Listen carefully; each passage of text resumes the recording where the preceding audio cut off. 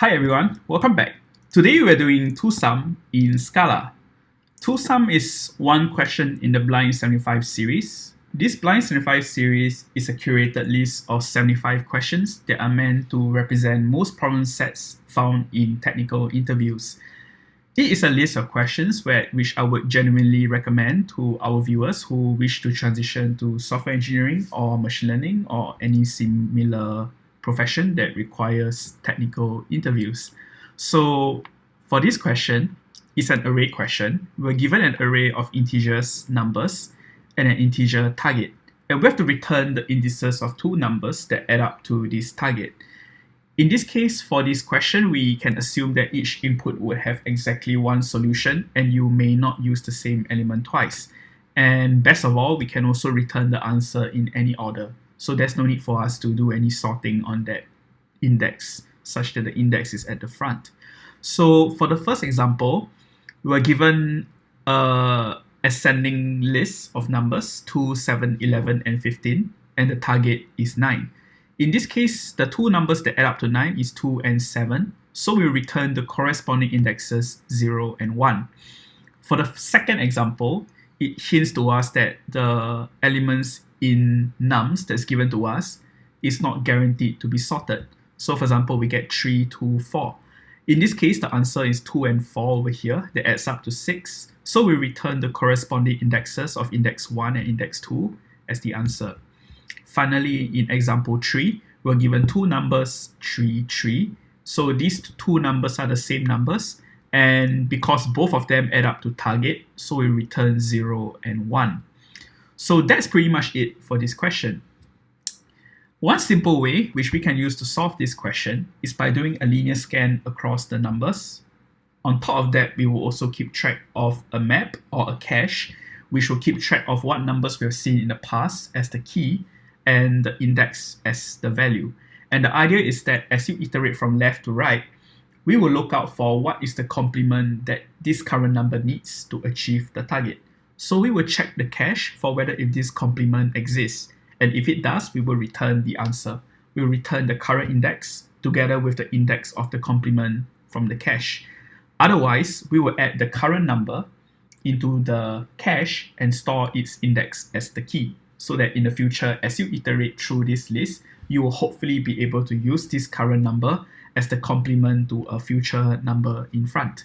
So let me show you what I mean by that. So for example, if you have a list of 3, 2, and 4, let's trace this together with this algorithm. So currently our index is set to 0 and the current number is set to 3. The complement in this case will be 6 minus 3, giving us 3. We will check if the current cache contains 3. In this case, it doesn't because we have just started iterating. The cache is empty. So we would just add the current number into the cache along with the index in hopes that subsequent numbers will be able to use it. Then now we increment our index to 1 and current number points at 2. The complement will be 6 minus 2, giving us 4. And we check whether if 4 exists in the cache. In this case, it doesn't. So similarly, we will store this current number together with its with its index. Next, we will move on the index to the right, and the current number is pointing to 4. Complement is 2, 6 minus 4 is 2, and we check if 2 is in the cache. In this case, 2 is in the cache, so we can return the current index together with the complement's index as the answer. So the current index is 2, and the complement's index is 1, so giving us the answer of 2 and 1. So this corresponds with the output. In this case, the order doesn't matter, so we got an AC over here. So now that we get an algorithm, let's code it out in Scala. The first step will be to define the cache. In Scala, there are mutable maps and immutable maps. For immutable maps, when you add in an additional element, it actually creates a copy of that map. So it's actually pretty expensive to be used in technical interviews. I would say immutability is more important in production, where you wish to avoid bugs and also reduce the overhead of needing to read the implementation of other functions to understand the code. And that's where immutability comes in to ensure a property called referential transparency.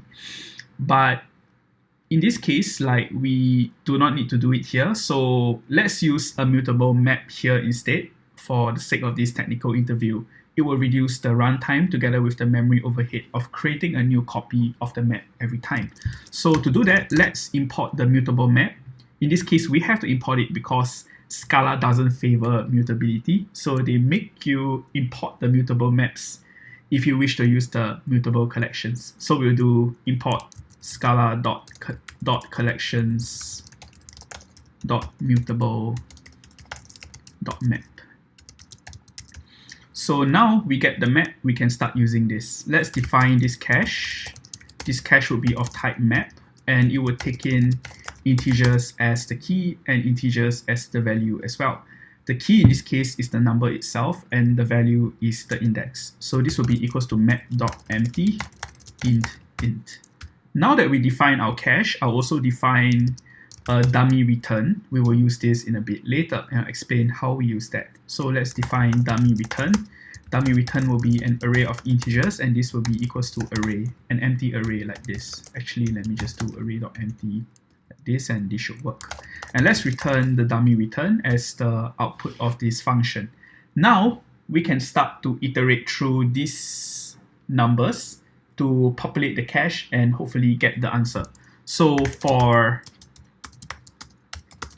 num index in nums.zip with index, we are currently zipping the nums array together with each corresponding index of the element.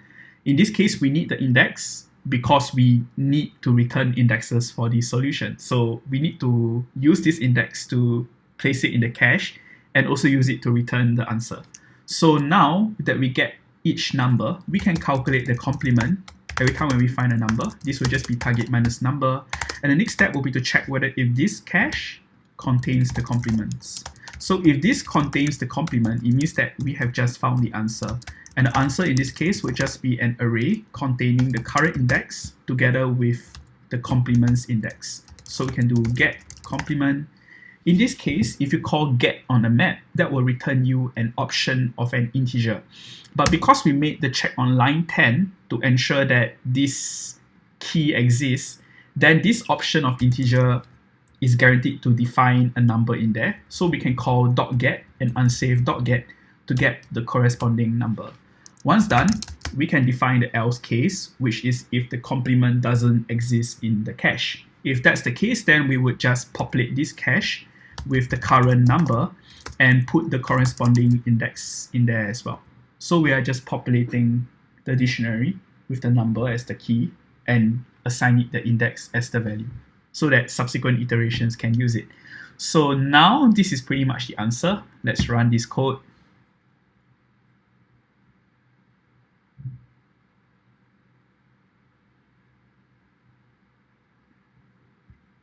This passes the test cases.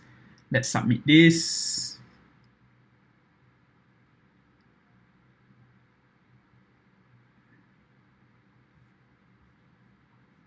And that's pretty much it. For completion, I'll be going through the time and space complexity as well. In this case, the time complexity, if we take n to be the size of the array, the time complexity will be O(n). That's because in this case, we do a linear scan across the whole array. So if the array scales in size, then our algorithm will need to scale in computations due to this for loop from line 13 to line 20 as well. For the space complexity is also O(n) because we use this cache to keep track of all numbers that comes before it. So the worst case space complexity would be if we happen to only find the answer after iterating through the whole array. And what this means is that we end up storing almost all numbers inside this cache. So in this case, the space complexity is also O(n). So with that, that's pretty much the end of this demonstration. I hope you learned something. I sure did. If you like this, please give us a like and subscribe, and we will see you in the next video.